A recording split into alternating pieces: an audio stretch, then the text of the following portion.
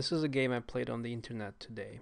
I'd like to show this game because of its endgame, which is in fact typical for the opening variation which happened in this game. The opening was the Sicilian Dragon, which is considered to be a very sharp opening, and it's characterized by development of the bishop to g7, where it puts pressure along the long diagonal.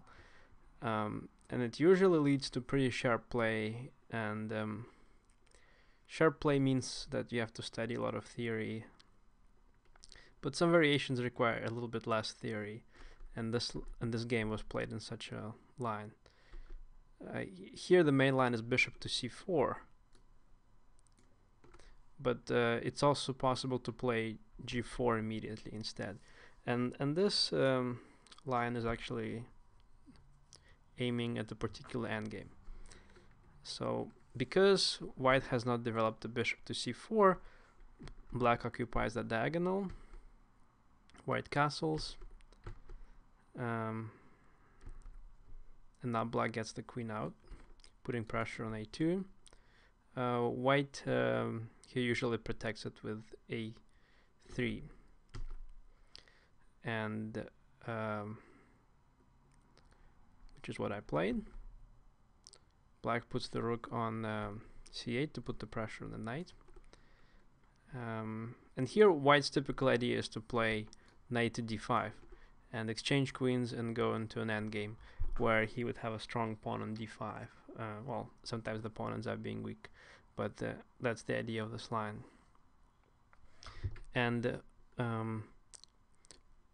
he can't do this immediately because, say, if he does this right away, well, then there's danger of queens being exchanged, and then say in a line like this there may be a little bit of embarrassment along this diagonal. So I can't play knight d5 yet, but I can prepare it. So I play h4 first. Now in the end of this line I would have the g5 move. So this is preparing knight to d5, and usually black goes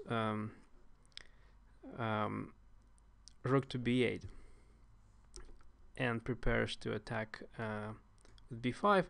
The downside of that is after knight d5 and the queens and after the queens get exchanged, the pawn on a7 kind of hangs, and black has to spend more time protecting it. So instead my opponent played in this position, he played pawn to a6, while this immediately takes the pawn off the attack, and at the same time a6 isn't as useful for black to attack against my king. It doesn't do anything to well, it doesn't really help to advance the pawn to b5. It doesn't have to be played for the pawn to be advanced to b5. So I realized that in this situation, for me it might make more sense to go with h5 and actually attack against the king, because the endgame line isn't as good here. But I also thought that I understand the endgame a little bit better than the sharp position after h5, so I went for the endgame anyway. And we got this position where black gave up his bishop, which he probably didn't have to. And after g5, we get this endgame where the bishop is facing the knight, and it's a bit hard to say which piece is stronger, and we'll see that the challenge is not really obvious. Indeed, it's not obvious who is better here. But what I remembered was that there was 2 games by Anatoly Karpov where he won in a nice way, and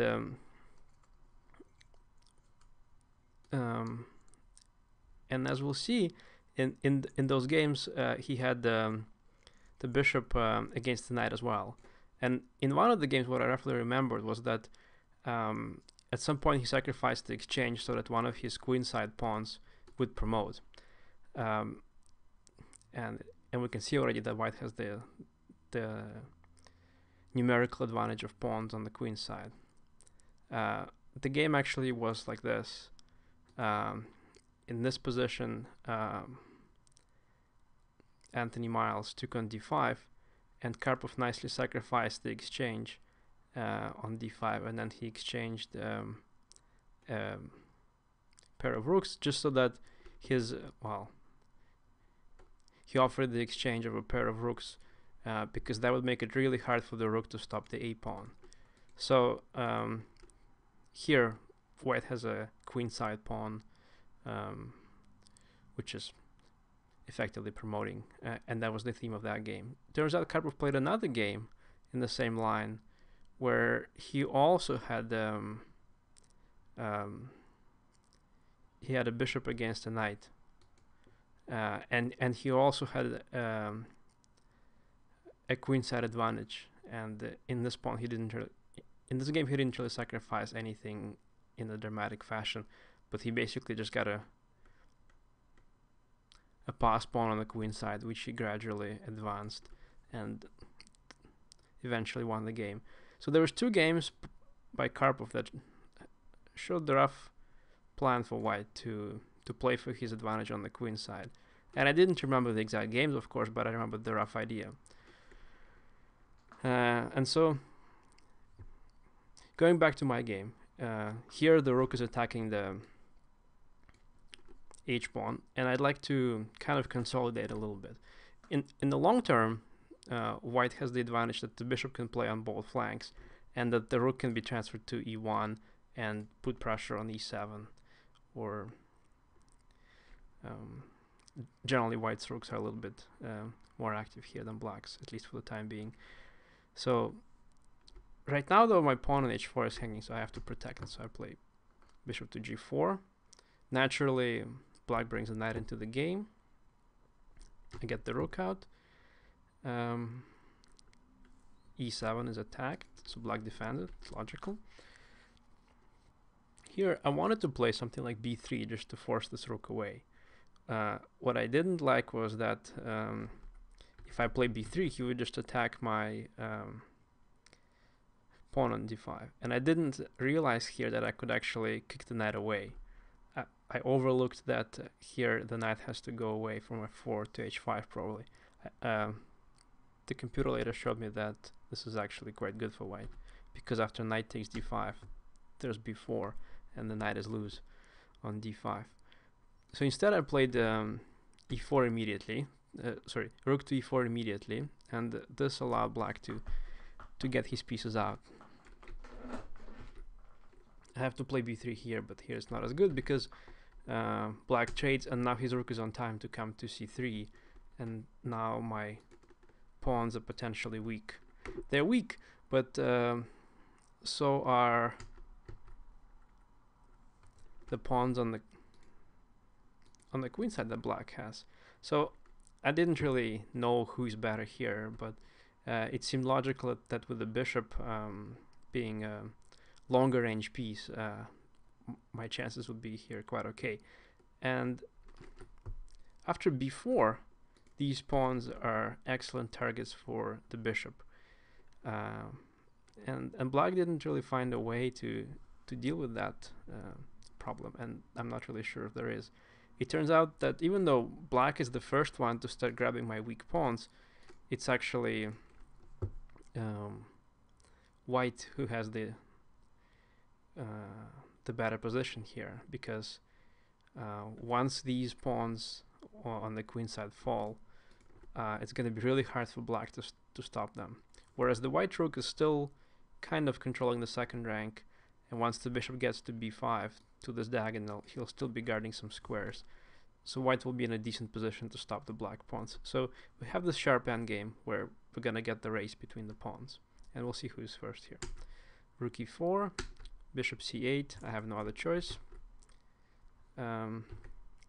Here black could try to give up the pawn in a slightly different way, but after a6, it's still not a picnic for him here. So instead he decided to grab them differently, so now he attacks the pawn, well, he's planning to attack the pawn on h4, but this is a little bit too slow. Now he guards b5, but I can easily drive this knight away, and eventually the b5 pawn will fall.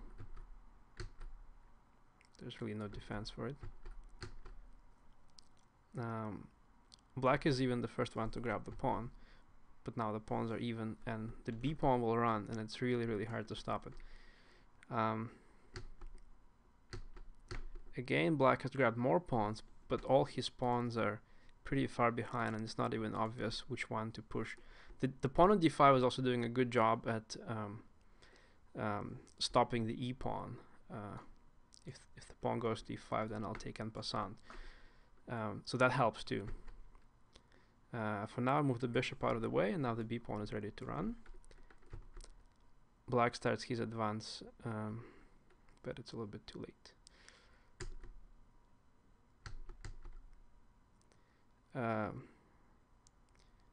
Here, a slightly more resilient way was to play knight to f7, and after this to go to d8, and then to sacrifice the knight for the pawn after b7.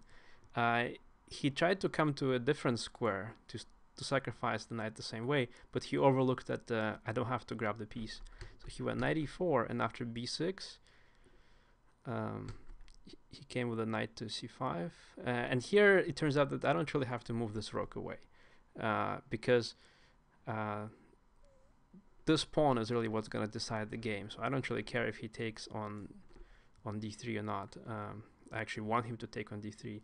So this started to remind me about the Karpov-Miles game, where Karpov sacrificed the exchange. So I played bishop to b5, and now I want him to take on d3. Here black had a slight trick. He could play something like g5, and then after rook c3, he could play another trick, rook to h6, and now it turns out that I cannot sacrifice the exchange because of rook to b6.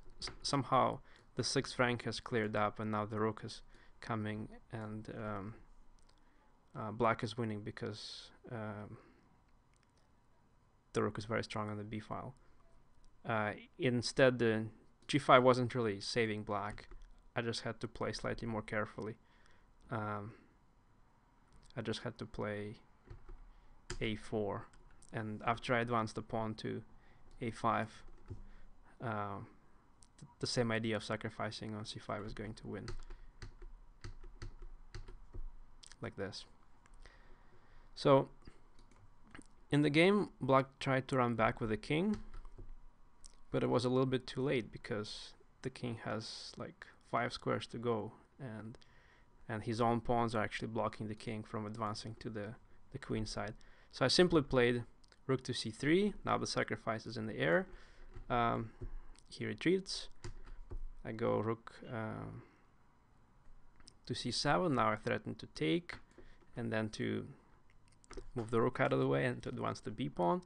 Again, black is still ahead in material, but it completely doesn't help him at all. So he went knight to a5, and here I again could just advance the pawn and win the piece. But reality is that then black would start to advance his pawns, and the game would probably last quite a bit here. It's still a little bit unclear here. So instead, I just want to completely drive away this knight again. I want to destroy this knight without losing my b pawn, and there's completely no solution here. He tried to make me fall for a trick that if I take the rook, well, then this is a fork, and then he also gets some more pawns. But of course, this is completely unnecessary. I can just ignore his rook and take the knight instead, because now the b pawn will promote.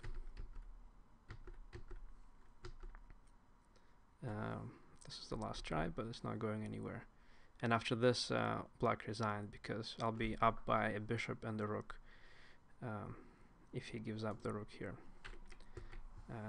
And it's going to be really an easy win. So this game shows that typical positions with typical material are useful to study, because then you can exploit the same ideas as the ones that took place in the Grandmasters games.